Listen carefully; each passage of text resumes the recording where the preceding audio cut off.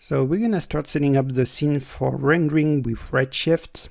So I'm gonna start by dropping a Eris dome light. Let's change the color like yellow so that it's code for light. And gonna grab an HDR I found on HDRI Heaven. So inside the material network, we're gonna drop a Redshift network that we're gonna call Cliff. And let's drop a Eris material. So that will be the base of our shader. And let's duplicate it. And this one's gonna be about water. And for water, we're gonna drop the diffuse to 0, add some reflection, some refraction, an IOR of 133, and GGX BRDF. Right, let's assign everything properly inside the render tab. Yep, so that would be water. Underground is gonna use the cliff as well. Let's display the Redshift shelf. And yeah, this display is pretty good if you want to check out what the HDR looks like. And let's launch the IPR. So it's gonna create a bunch of nodes for us, like render cam. And right now this camera is not placed properly, so let's move it on a more interesting side, maybe over here. Okay, let's launch a render with Redshift's render view. That will be a bit more practical. So everything's very pristine right now. All those shaders are very white and the water is very transparent. So inside the cliff, gonna set the weight to 0.5, which might fit a bit more the current lighting. And in the water, we're gonna play with the transmittance color.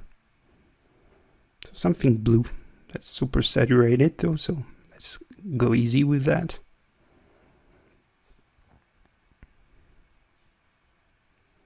Can enable the crop view so that it speed up a bit the render. And using the scatter scale, we'll add a bit of bounce and scattering inside this this water. So I'm gonna probably increase the exposure.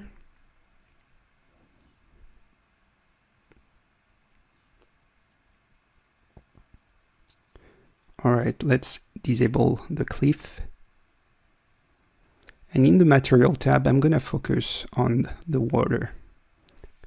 So keep in mind, this tutorial is really not about making ocean. For me, it's just a way to visualize some kind of water and see how it reacts with the cliff and the scale, this kind of thing. So I'm creating a test material. And in there, let's make sure there's no reflection, no refraction either. And let's plug a maximum noise inside the diffuse just to build a mask from there. And we're gonna use a wavy turbulence. Let's crank up the overall scale. This might be too small by default. Yeah, something like that, I guess. Could play with high clips and low clips to refit those values. Contrast them a little bit. I'm gonna call that large wave, and we're gonna duplicate it and call this one small wave because, well, it's gonna be a higher frequency noise. So let's reduce the scale to 40, something like that. And we're gonna mix those with another noise. So this one's gonna mix those two different scale. We're gonna call that mask wave. And let's figure out probably a FBM noise and a way larger scale. I'm gonna need to contrast it quite a bit. Probably reduce the octave. Or maybe the lacunarity. All right, something maybe like that. So as I said, we're gonna use this mask to blend the small wave with the big wave. So let's drop a color mix. So we plug everything like that and we see how we are mixing everything together. It's pretty interesting. Might probably tweak a bit more some of the noise, like the mask wave.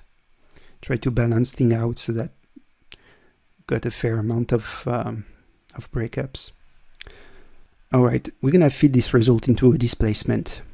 So let's plug that. Actually, I need to see this mask, see how it works. So okay, the small waves are in white in that case, which means if we change the range of this map, and let's say,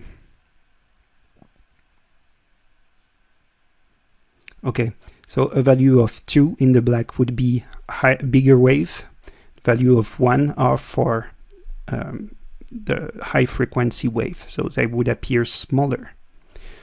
So renaming it that scale, white is small wave, just to remind you. And okay, let's actually plug the displacement properly, and this change range should go in there. Let's plug the displace, and okay, so everything's working fine. I'm probably going to change a bit the scale of those waves. If I set that to 5, we can see we are increasing the scale of the bigger waves, got kind of clipped. And actually, let's make sure inside the water that we activated the displace. So make sure that this is enabled, and so is the enable displacement. Okay.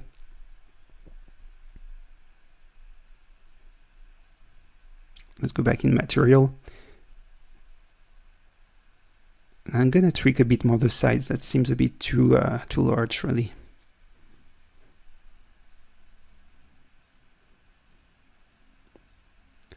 Something around 120 maybe.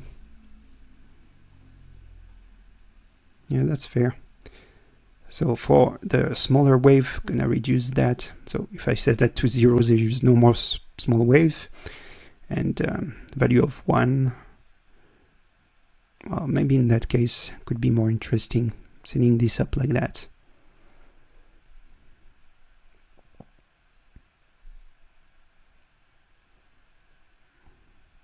Okay, I'm actually pretty happy having some more displacement on the smaller wave. It's probably not realistic, but I mean, I'm pretty happy with this result, so let's keep going. I'm rendering with the cliff and the underwater, so it seems pretty dark right now. Maybe the HDR isn't the best for this kind of situation, but I think the transmission may be messing up the result a little bit. So let's rename that water to not get confused with the test material. And we're gonna play a bit more with the transmittance color.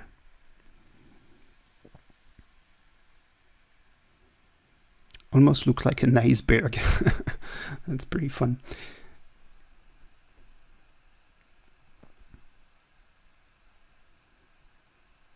Okay, I'm gonna reduce the scale. Sometimes when you see things with the cliff, you realize, okay, maybe this size is not giving the proper scale. So yeah, always need some adjustments.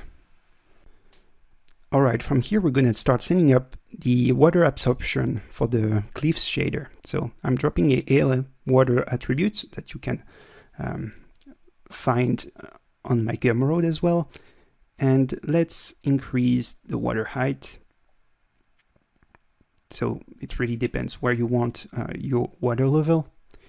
And min erosion and max erosion will be basically where you want the wetness on your cliff.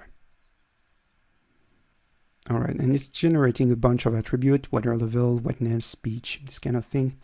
So let's create a null output water. And the size might be a bit too big, so let's reduce it. And inside water, instead of using our original grid, let's use an object merge, get rid of that. And let's go grab the water we can export out of this node that we created, output water. So from here, the water plane is derived by these AL water attributes. And this is going to be output surface cliff. All right. So I'm going to change a bit the water height. So you can see it's updating fine. So it's a very simple tool, but pretty handy when it comes to making environment. Okay, from here, we're gonna start heading back into the material tab, and we're gonna import these attributes.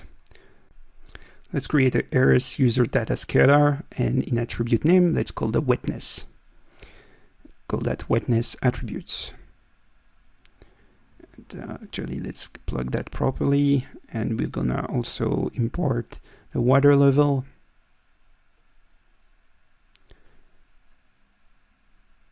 All right, and